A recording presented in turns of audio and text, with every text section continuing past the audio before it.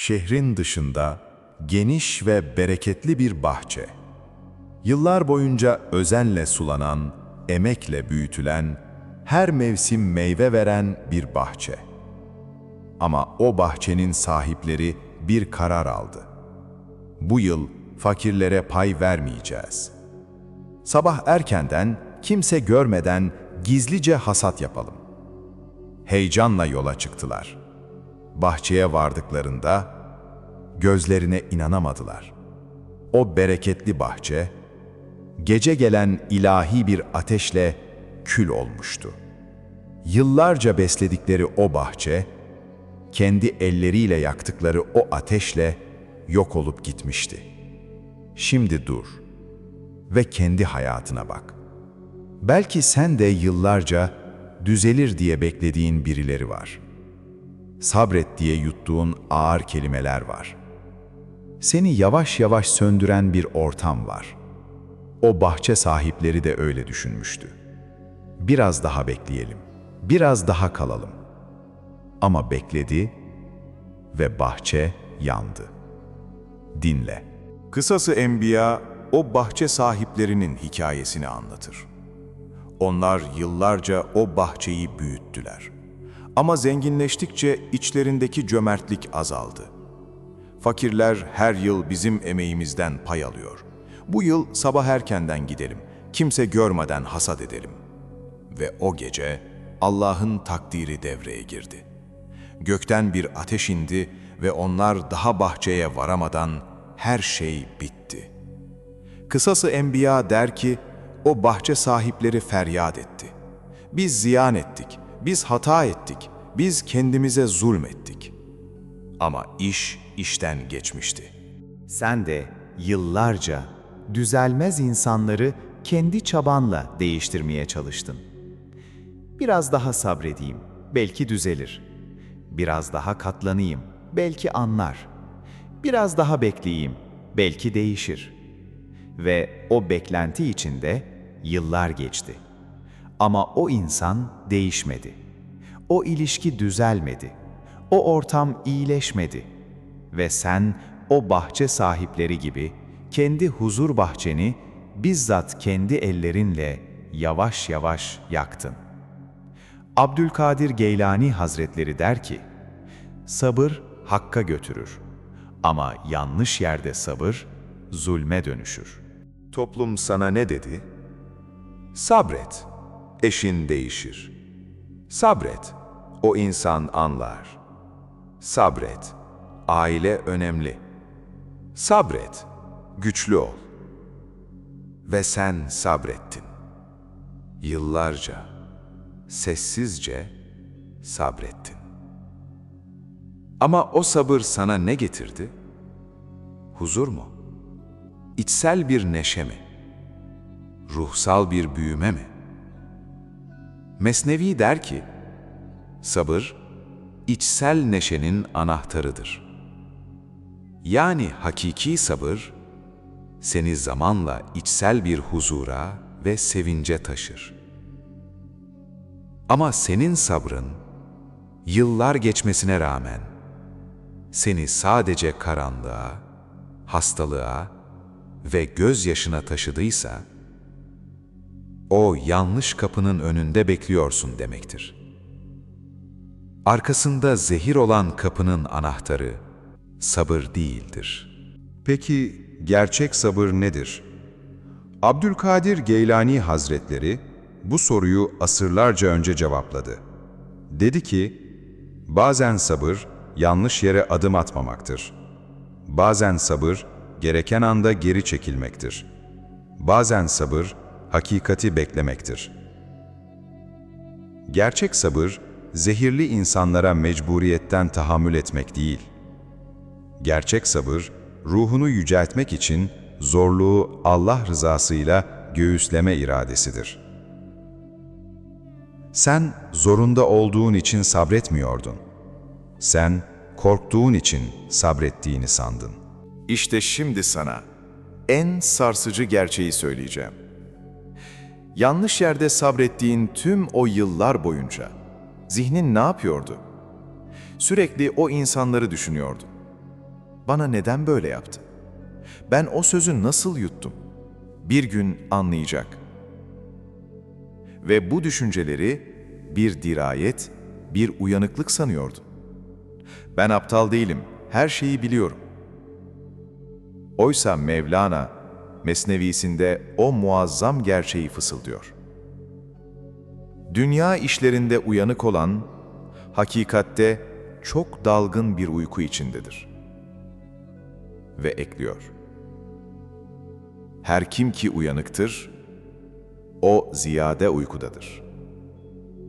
Onun uyanıklığı uykusundan beterdir.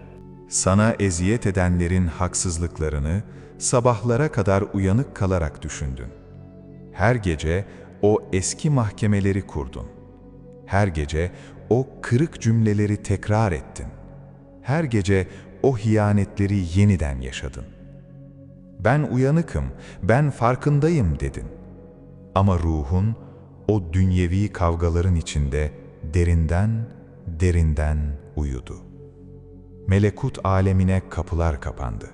İlahi nura yollar tıkandı. Kalbin o yorucu uyanıklıktan bitap düştü. Ve sen buna sabır dedin. Şimdi sana gerçek sabrın en güçlü örneğini göstereceğim.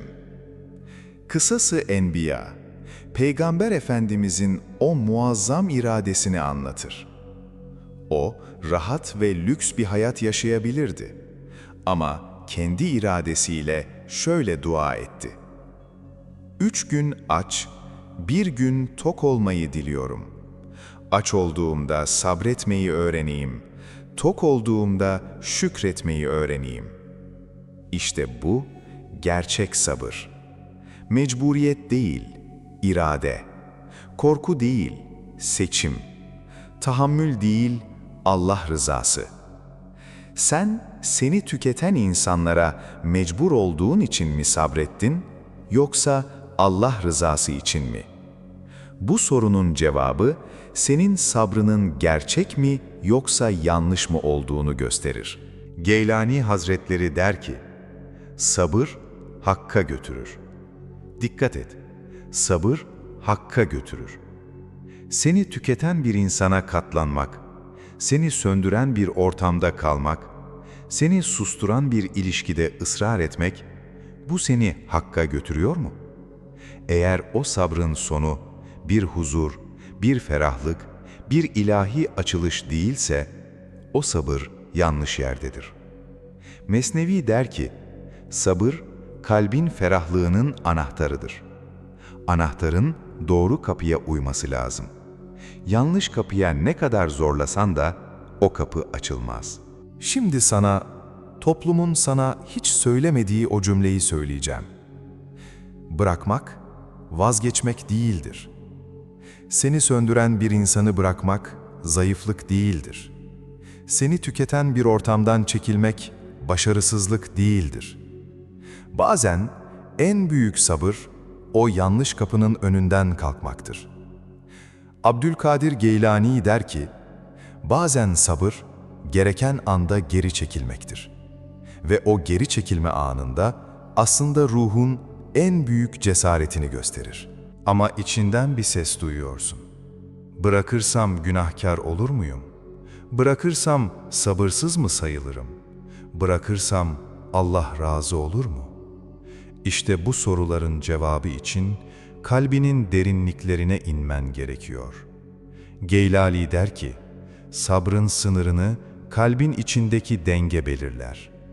Senin kalbin o bağda kalmayı ne zaman reddetti? Ne zaman o ilişkide ilahi bir ses dur dedi? Ne zaman ruhun o ortamda nefes alamaz oldu? İşte o an Allah'ın sana verdiği izindir. O ilahi sinyali sabırsızlık diye reddetme. Şimdi derin bir nefes al.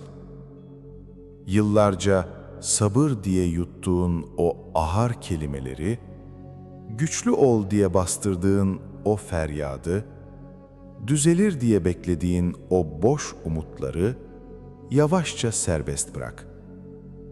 Sen zayıf değildin. Sen aptal değildin. Sen sadece doğru bir erdemi yanlış bir yerde kullandın. Ve bugün o bahçeyi kurtarmak için geç değil.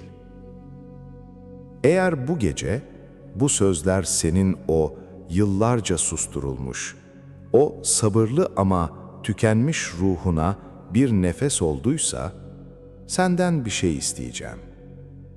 Bu meclis, mecburen katlananlara değil, ilahi izinle özgürleşenlerin meclisidir. Yorumlara in ve bu yeni uyanışını mühürlemek için şunu yaz. Yanlış yerde sabretmeyi bıraktım, ruhuma ilahi izin verdim. Bu kelimeleri yazdığında, yıllarca omzunda taşıdığın o sahte erdemi bırakmış olacaksın. Ve eğer bu hakikat meclisinde bizimle yürümeye, her gün ruhunu bu bilgelikle beslemeye niyet ediyorsan, bize katıl. Abonelik sadece bir buton değil, ruhunun ilahi iznini onurlandıran bu kapıdan içeri girmektir. Allah, seni yanlış yerde tüketen her bağdan şefkatle ve onurla azat etsin. Hoşça kal, güzel ruh.